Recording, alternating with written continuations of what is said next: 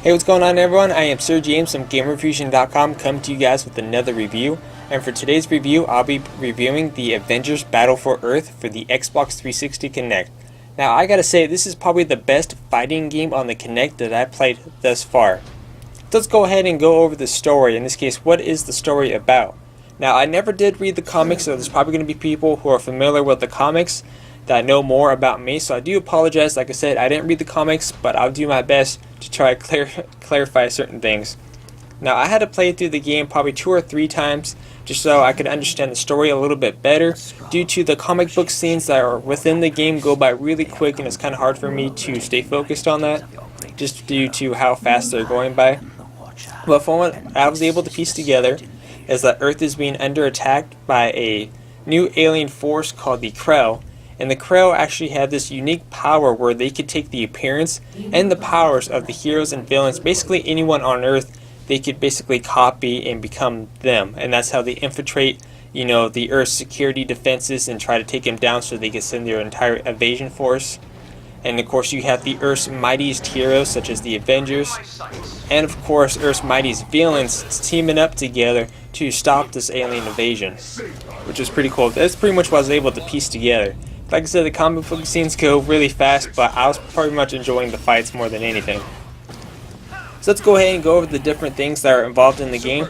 So first off, you have, like I said, the main campaign, which you're defending Earth from this new attack, or in this case, this threat, such as the Krell. Now, when you select the campaign, you are given 2 different options. You can select solo play, or even co-op. And co-op is actually fun too, especially if you have a friend in the room who wants to get involved, or basically both of you want to play a game. This is actually a fun co-op game as well. So what would happen in co-op, because in the game you play as 2 different heroes, or hero and villain, or both villains, whatever you're being mixed up with. Basically it's pretty much like a tag team, it's a tag team throughout the game. And what would happen is that whoever player 1 starts off the battle as that character, and if you happen to raise your left hand, you'd be switching to the next, character that's in the roster. And so your friend will take care of that character, so which is pretty cool. So it's a nice tag team that you and a friend can get involved with.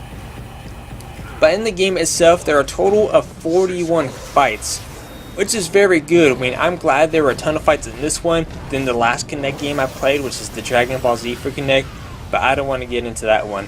But anyways, there are a total of 41 fights. Now, when you start the game, you're going to notice that this is part 1 and part 2.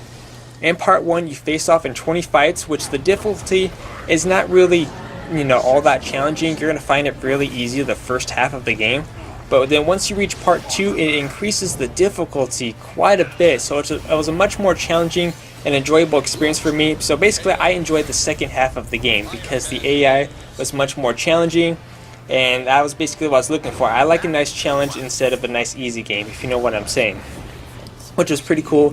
And then, like I said, the other one, because I only said 20 fights so far, the last fight was a complete surprise, which I wasn't even aware of. After I finished the 40th fight, I was exhausted, down on the ground, saying, yes, I beat the game. Then you had this comic book scenes going on, saying you must defeat the Queen in order to save the Earth. And I was like, holy crap, there's another fight going on, which got me excited. And I gotta say, it was just one epic battle. It was just you and the Queen battling out for Earth, just one final stand, which was just overall exciting. Nowhere to run. You also have other modes in the game. Like I said, there is a lot in this game. It's well worth the money, trust me. You also have fight modes, which features an arcade style mode, so you go through the arcade again. You have versus. You have the tutorial, so if you kind of want to learn how to do the controls or certain things to practice with, they do have a tutorial for you. They also have certain challenges if you want to do some challenges and try to complete those as well and earn some new awesome achievements. And also a tournament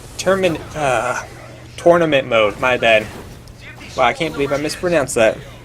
Which is overall a lot of fun. You could think of the tournament as kind of like the Mortal Kombat thing, where you got the ladder going up to the challenges. Pretty much like that, but in an Avengers form, which is actually a ton of fun.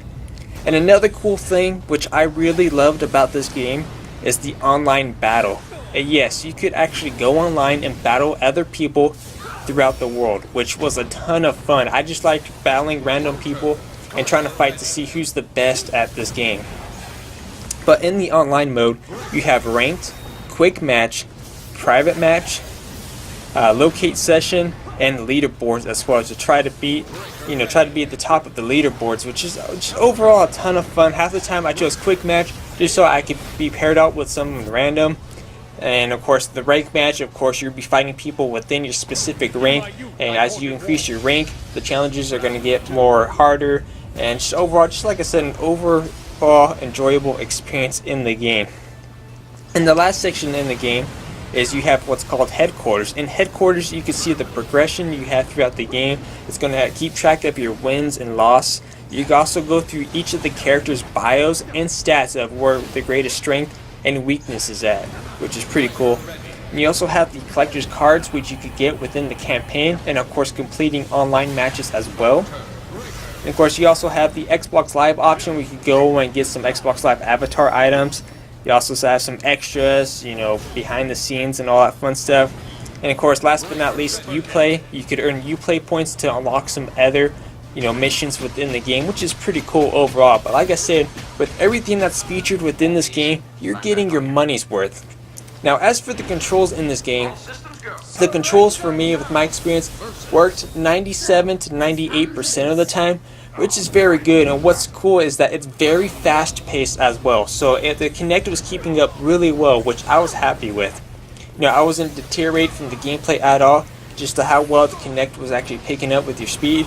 Now, the faster you do the moves, the stronger the attacks will be, because it gives you pretty much an image on how to do each of the attacks, and the quicker you perform that attack, the stronger it would be, which is pretty cool.